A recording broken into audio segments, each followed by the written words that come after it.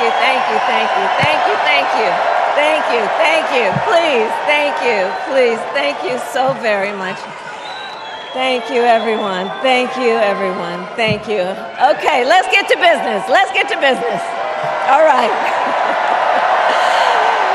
So let me start by thanking my most incredible husband, Doug, for being an incredible partner to me, an incredible father to Cole and Ella, and happy anniversary, Dougie. I love you so very much. To our President, Joe Biden. When I think about the path that we have traveled together, Joe, I am filled with gratitude. Your record is extraordinary, as history will show, and your character is inspiring. And Doug and I love you and Jill and are forever thankful to you both.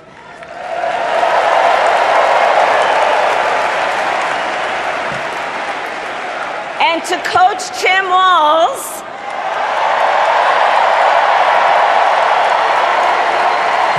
you are going to be an incredible vice president.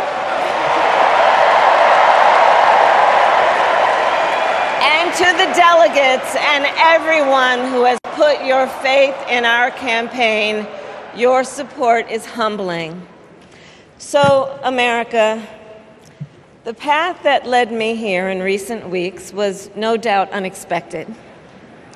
But I'm no stranger to unlikely journeys. So, my mother, our mother, Shamala Harris, had one of her own. And I miss her every day, and especially right now. And I know she's looking down smiling. I know that. So my mother was 19 when she crossed the world alone, traveling from India to California with an unshakable dream to be the scientist who would cure breast cancer. When she finished school, she was supposed to return home to a traditional arranged marriage. But as fate would have it, she met my father, Donald Harris, a student from Jamaica.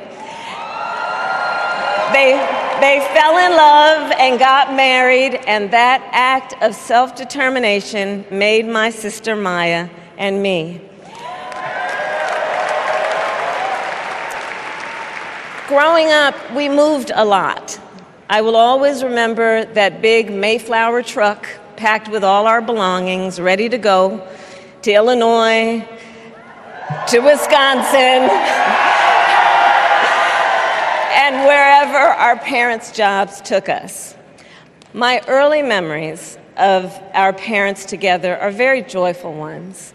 A home filled with laughter and music, Aretha, Coltrane, and Miles.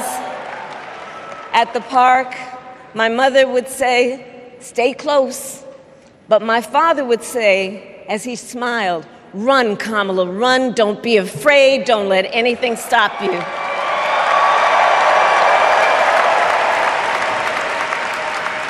From my earliest years, he taught me to be fearless. But the harmony between my parents did not last. When I was in elementary school, they split up, and it was mostly my mother who raised us. Before she could finally afford to buy a home, she rented a small apartment in the East Bay. In the Bay,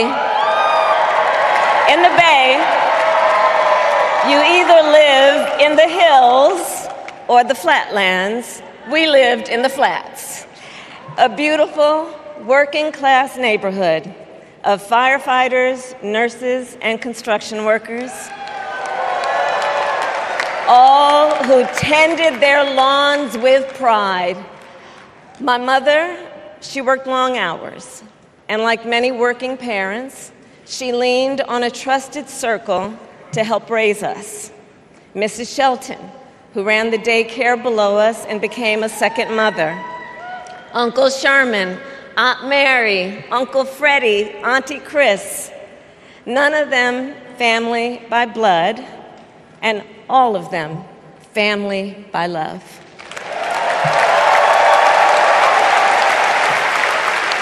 Family who taught us how to make gumbo, how to play chess, and sometimes even let us win. Family who loved us, believed in us, and told us we could be anything and do anything. They instilled in us the values they personified: community, faith, and the importance of treating others as you would want to be treated, with kindness, respect, and compassion. My mother was a brilliant, 5-foot-tall brown woman with an accent. And as the eldest child, I saw how the world would sometimes treat her. But my mother never lost her cool. She was tough, courageous, a trailblazer in the fight for women's health, and she taught Maya and me a lesson that Michelle mentioned the other night. She taught us to never complain about injustice, but do something about it. Do something about it. That was my mother. And she taught us, and she also taught us, and never do anything half-assed. And that is a direct quote. A direct quote. I grew up immersed in the ideals of the civil rights movement. My parents had met at a civil rights gathering, and they made sure that we learned about civil rights leaders, including the lawyers like Thurgood Marshall and Constance Baker Motley, those who battled in the courtroom to make real the promise of America. So at a young age, I decided I wanted to do that work. I wanted to be a lawyer. And when it came time to choose the type of law I would pursue, I reflected on a pivotal moment in my life. You see, when I was in high school, I started to notice something about my best friend, Wanda. She was sad at school, and there were times she didn't want to go home. So one day I asked if everything was all right, and she confided in me that she was being sexually abused by her stepfather. And I immediately told her she had to come stay with us, and she did. This is one of the reasons I became a prosecutor, to protect people like Wanda, because I believe everyone has a right to safety, to dignity, and to justice.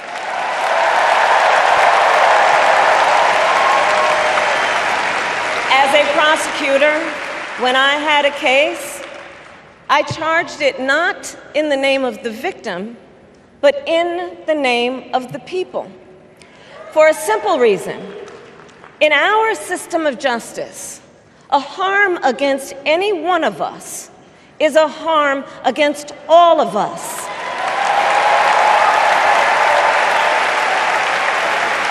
And I would often explain this to console survivors of crime, to remind them no one should be made to fight alone.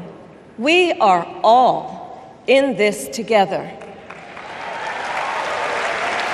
And every day, in the courtroom, I stood proudly before a judge, and I said 5 words: Kamala Harris for the people.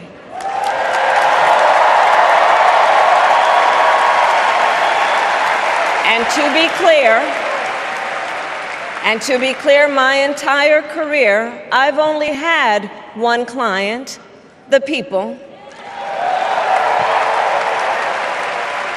And so, on behalf of the people, on behalf of every American, regardless of party, race, gender, or the language your grandmother speaks, On behalf of my mother and everyone who has ever set out on their own unlikely journey, on behalf of Americans like the people I grew up with, people who work hard, chase their dreams, and look out for one another, on behalf of everyone whose story could only be written in the greatest nation on earth, I accept your nomination to be President of the United States of America.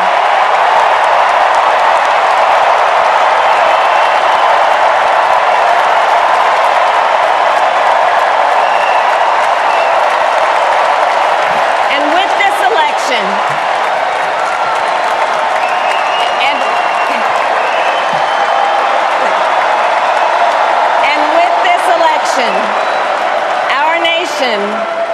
our nation with this election has a precious, fleeting opportunity to move past the bitterness, cynicism, and divisive battles of the past, a chance to chart a new way forward. Not as members of any one party or faction, but as Americans. And let me say, I know there are people of various political views watching tonight, and I want you to know, I promise to be a president for all Americans.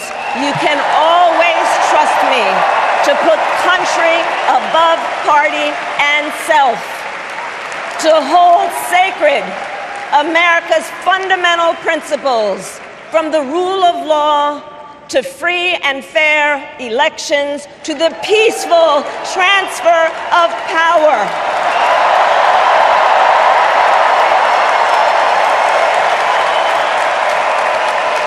I will be a president who unites us around our highest aspirations, a president who leads and listens, who is realistic, practical, and has common sense, and always fights for the American people.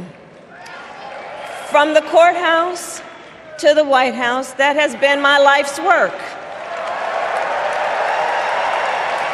As a young courtroom prosecutor in Oakland, California, I stood up for women and children against predators who abuse them. As Attorney General of California, I took on the big banks, delivered $20 billion for middle-class families who faced foreclosure, and helped pass a homeowner bill of rights, one of the first of its kind in the nation. I stood up for veterans and students being scammed by big for-profit colleges, for workers who are being cheated out of their wages, the wages they were due, for seniors facing elder abuse. I fought against the cartels who traffic in guns and drugs and human beings, who threaten the security of our border and the safety of our communities.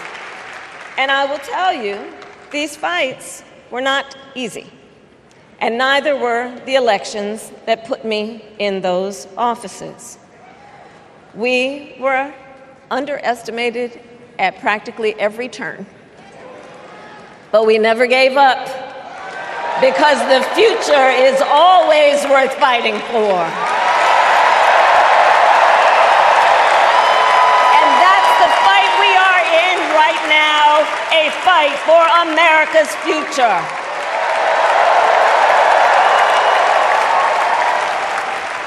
Fellow Americans, this election is not only the most important of our lives, it is one of the most important in the life of our nation. In many ways, Donald Trump is an unserious man. But the consequences of putting Donald Trump back in the White House are extremely serious. Consider not only the chaos and calamity when he was in office, but also the gravity of what has happened since he lost the last election. Donald Trump tried to throw away your votes. When he failed, he sent an armed mob to the United States Capitol, where they assaulted law enforcement officers. When politicians in his own party begged him to call off the mob and send help, he did the opposite. He fanned the flames. And now, for an entirely different set of crimes, he was found guilty of fraud by a jury of everyday Americans and separately found liable for committing sexual abuse. And consider what he intends to do if we give him power again. Consider his explicit intent to set free violent extremists who assaulted those law enforcement officers at the Capitol. His explicit intent to jail journalists, political opponents, and anyone he sees as the enemy.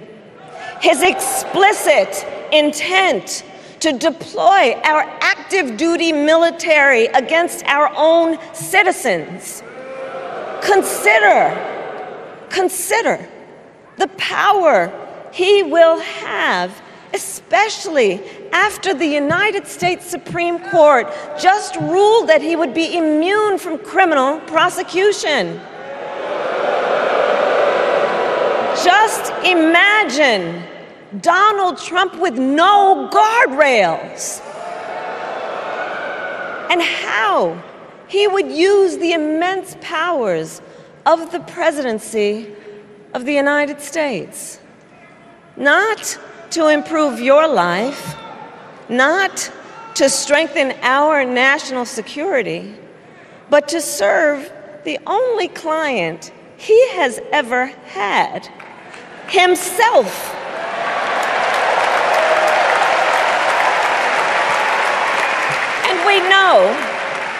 And we know what a second Trump term would look like. It's all laid out in Project 2025, written by his closest advisors, and its sum total is to pull our country back to the past.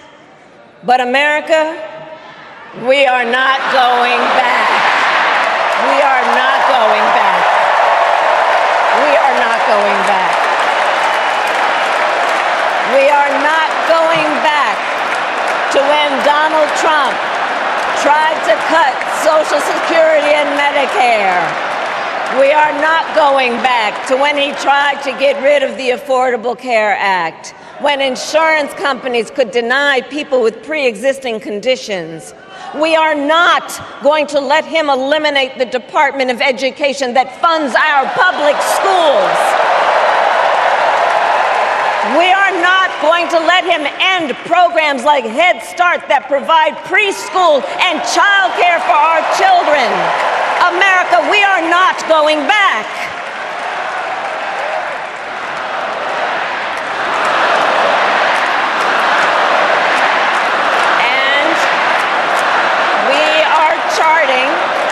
And we are charting a new way forward. To a future with a strong and growing middle class, because we know a strong middle class has always been critical to America's success. And building that middle class will be a defining goal of my presidency.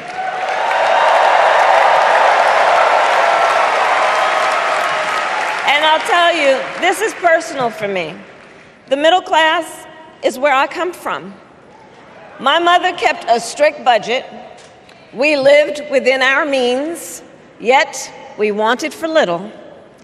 And she expected us to make the most of the opportunities that were available to us and to be grateful for them. Because, as she taught us, opportunity is not available to everyone. That's why we will create what I call an opportunity economy, where everyone has the chance to compete and a chance to succeed. Whether you live in a rural area, small town, or big city. And as president, I will bring together labor and workers and small business owners and entrepreneurs and American companies to create jobs, to grow our economy, and to lower the cost of everyday needs like health care and housing and groceries. We will provide access to capital for small business owners and entrepreneurs and founders. And we will end America's housing shortage and protect Social Security and Medicare. Now compare that to Donald Trump, because I think everyone here knows he doesn't actually fight for the middle class. He doesn't actually fight for the middle class. Instead, he fights for himself and his billionaire friends. And he will give them another round of tax breaks that will add up to $5 trillion to the national debt. And all the while, he intends to enact what in effect is a national sales tax, call it a Trump tax, that would raise prices on middle-class families by almost $4,000 a year. Well, instead of a Trump tax hike, we will pass a middle-class tax cut that will benefit more than 100 million Americans.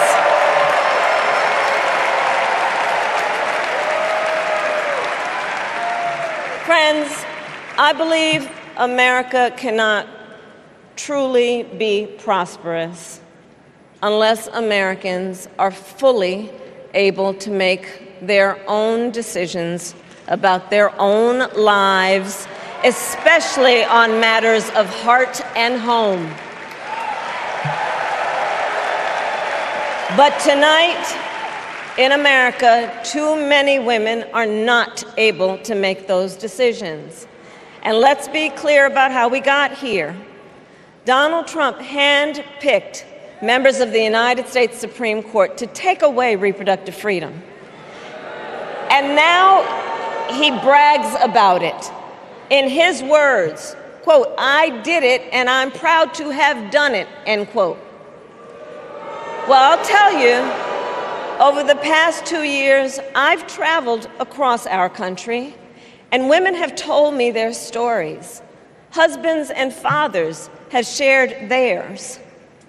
Stories of women miscarrying in a parking lot, developing sepsis, losing the ability to ever again have children, all because doctors are afraid they may go to jail for caring for their patients. Couples just trying to grow their family, cut off in the middle of IVF treatments. Children who have survived sexual assault, potentially being forced to carry a pregnancy to term. This is what's happening in our country because of Donald Trump. And understand, he is not done. As a part of his agenda, he and his allies would limit access to birth control, ban medication abortion, and enact a nationwide abortion ban with or without Congress. And get this, he plans to create a national anti-abortion coordinator and force states to report on women's miscarriages and abortions. Simply put, they are out of their minds.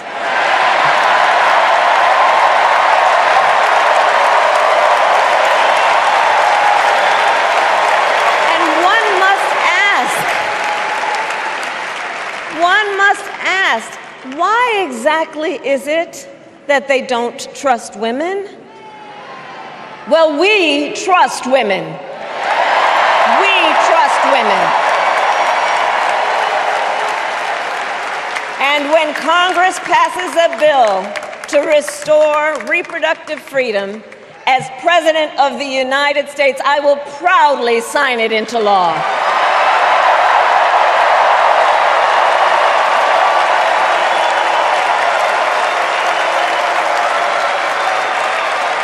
In this election, many other fundamental freedoms are at stake. The freedom to live safe from gun violence in our schools, communities, and places of worship. The freedom to love who you love openly and with pride. The freedom to breathe clean air and drink clean water and live free from the pollution that fuels the climate crisis. And the freedom that unlocks all the others, the freedom to vote.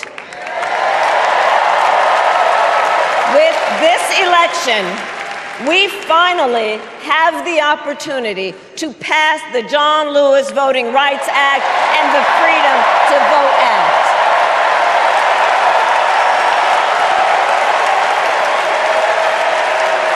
And let me be clear. After decades in law enforcement, I know the importance of safety and security, especially at our border. Last year, Joe and I brought together Democrats and conservative Republicans to write the strongest border bill in decades. The Border Patrol endorsed it. But Donald Trump believes a border deal would hurt his campaign. So he ordered his allies in Congress to kill the deal. Well, I refuse to play politics with our security, and here is my pledge to you. As president, I will bring back the bipartisan border security bill that he killed, and I will sign it into law. I know we can live up to our proud heritage as a nation of immigrants and reform our broken immigration system. We can create an earned pathway to citizenship and secure our border.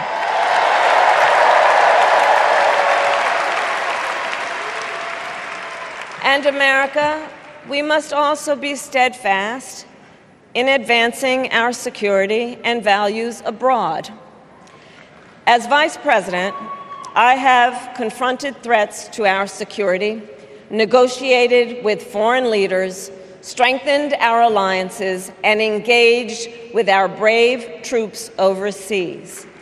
As Commander-in-Chief, I will ensure America always has the strongest, most lethal fighting force in the world.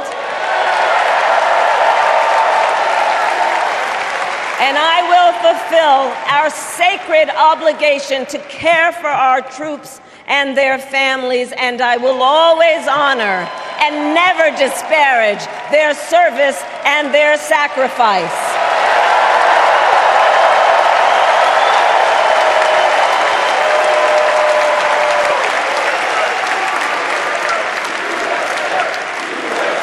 I will make sure that we lead the world into the future on space and artificial intelligence, that America, not China, wins the competition for the 21st century, and that we strengthen, not abdicate, our global leadership. Trump, on the other hand, threatened to abandon NATO. He encouraged Putin to invade our allies, said Russia could, quote, do whatever the hell they want.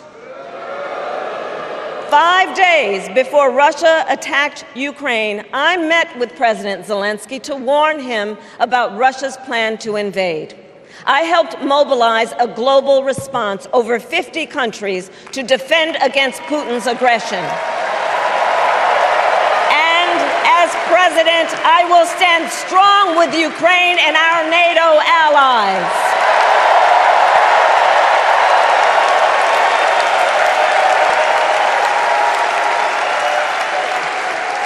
With respect to the war in Gaza, President Biden and I are working around the clock because now is the time to get a hostage deal and a ceasefire deal done.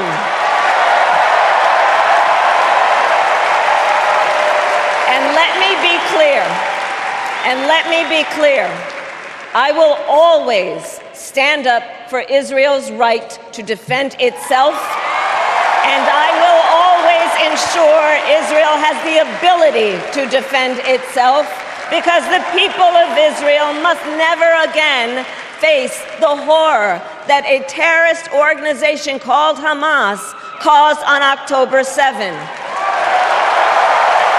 including unspeakable sexual violence and the massacre of young people at a music festival.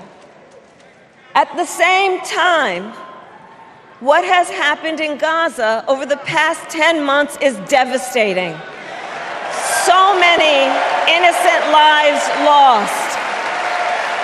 Desperate, hungry people fleeing for safety over and over again. The scale of suffering is heartbreaking. President Biden and I are working to end this war such that Israel is secure, the hostages are released, the suffering in Gaza ends, and the Palestinian people can realize their right to dignity, security, freedom, and self-determination.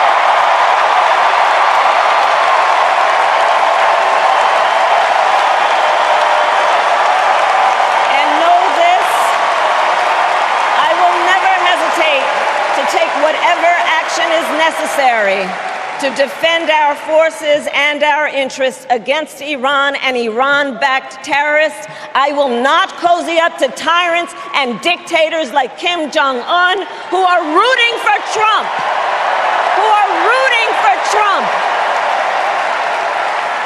Because, you know, they know he is easy to manipulate with flattery and favors.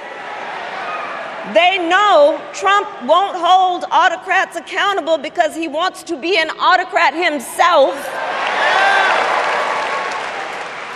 And as president, I will never waver in defense of America's security and ideals, because in the enduring struggle between democracy and tyranny, I know where I stand and I know where the United States belongs.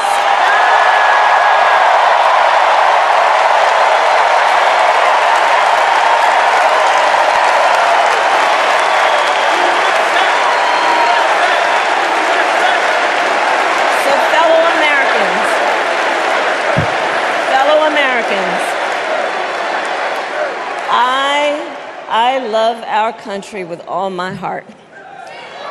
Everywhere I go, in everyone I meet, I see a nation that is ready to move forward, ready for the next step in the incredible journey that is America. I see an America where we hold fast to the fearless belief that built our nation and inspired the world, that here in this country, anything is possible, that nothing is out of reach. An America where we care for one another, look out for one another, and recognize that we have so much more in common than what separates us. That none of us has to fail for all of us to succeed. And that in unity there is strength. You know, our opponents in this race are out there every day denigrating America, talking about how terrible everything is. Well, my mother had another lesson she used to teach. Never let anyone tell you who you are. You show them who you are. America, let us show each other and the world who we are and what we stand for. Freedom, opportunity, compassion, dignity, fairness, and endless possibilities.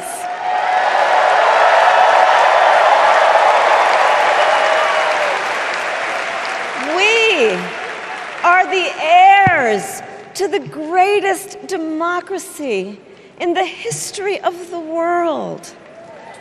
And on behalf of our children and our grandchildren and all those who sacrificed so dearly for our freedom and liberty, we must be worthy of this moment. It is now our turn to do what generations before us have done, guided by optimism and faith, to fight for this country we love, to fight for the ideals we cherish, and to uphold the awesome responsibility that comes with the greatest privilege on earth, the privilege and pride of being an American.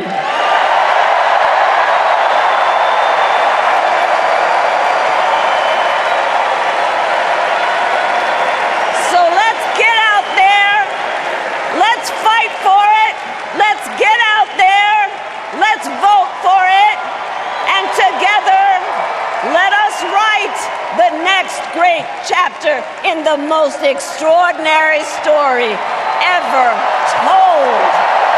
Thank you. God bless you, and may God bless the United States of America. Thank you all.